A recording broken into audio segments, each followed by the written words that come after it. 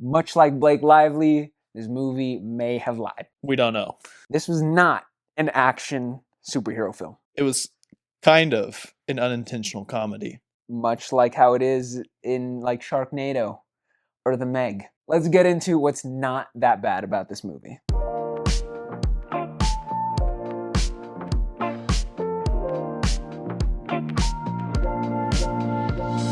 I'm Jared, and this is my best friend Aaron here, helping me to positively review this incredibly bad movie. Green Lantern. It was hard. We even watched the extended edition. It was like watching the first 10 minutes twice. First positive thing about this movie, the plot was pretty easy to follow. You know, like any other superhero origin movie, you kind of start off with some childhood trauma. Ryan Reynolds has some childhood trauma because his father died at the beginning of the movie. But another good thing, at least he was raised by his father, kind of. An explosive example. Mm-hmm. As an adult, he then finds this ring that grants him the power to make his thoughts into reality. And then uses this power to basically beat the embodiment of fear. Yeah, that's a good thing about it. Plot, easy to follow, unlike the Justin Baldoni scandal. Second thing, the actual items in this movie were pretty cool, you know? Because it only took, like 2 charges for this ring to defeat the embodiment of evil. And the embodiment of fear in this movie, because this like fear monster basically sucked 2 planets dry of their, it just took their fears away. These planets were now what Taylor Swift's second album is called. Fearless. The other cool item, also kind of magical, his car.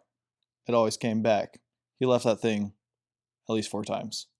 I swear. He even went to space, back, and he found his car. So Magic car. Magic car. He left it in some pretty random spots too. Yeah, like it was kind of just everywhere. Everywhere. Like some docks. He left it at his sister's house. Mm-hmm. An alleyway. Mm-hmm. He went to, like 4 times to a random planet. Mm-hmm. Yeah. I lose my car in the Walmart parking lot, so. All the time. It's for me too. Costco. Yeah. In the Costco parking lot. Costco even worse, if I'm being honest. It's too big. I know. And their like aisles are always weird. Yeah, and they always have a ton of parking spots. Well, just a ton of parking for everyone in general because it's just so popular. Mm-hmm. You can easily lose your car. It's terrible. Yeah, everybody does it. Yeah, but this, Ryan Reynolds did not lose his. Not Ryan. Green Lantern does not lose his car because he just always magically appears. Last thing, the actors. You know, we actually love the actors. Ryan Reynolds, Blake Lively. The main 2 that we're meant to talk about. They did the best they could with what they had. The script, absolutely terrible, but their delivery, exceptional. Blake Lively had that amazing speech about courage, and it was encouraging. I felt it. He felt it. I felt it. Ryan Reynolds, of course, threw those little quips in there that we've all grown to love. It was a refreshing element. Green Lantern definitely limped so that Deadpool could sprint to the finish line. There is an amazing difference between these 2 movies. Oh yeah. I will say, Ryan Reynolds' performance, great. But truly detracting from his performance, the underwear that they left on him while they were examining his body. Why they were examining his body, I don't know. But we could have had a little more bulge. That's what I do know. Yep. Don't know why the Green Lanterns left it in.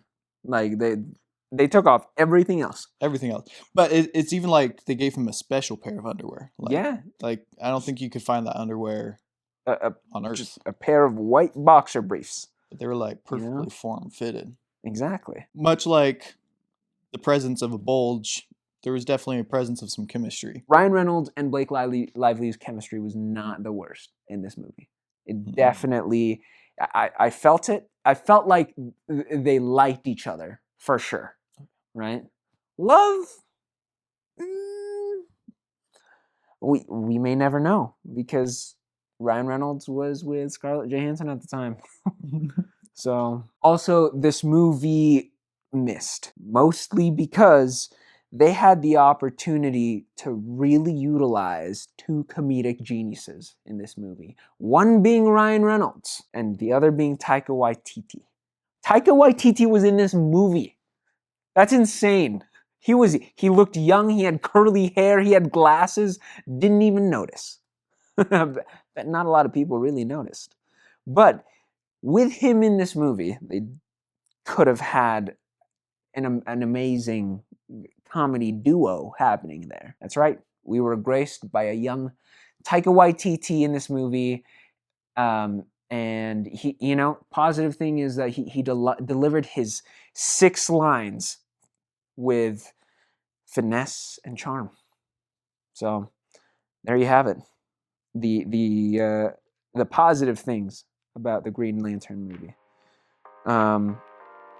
But the scandal that it was, because it was an absolute terrible movie.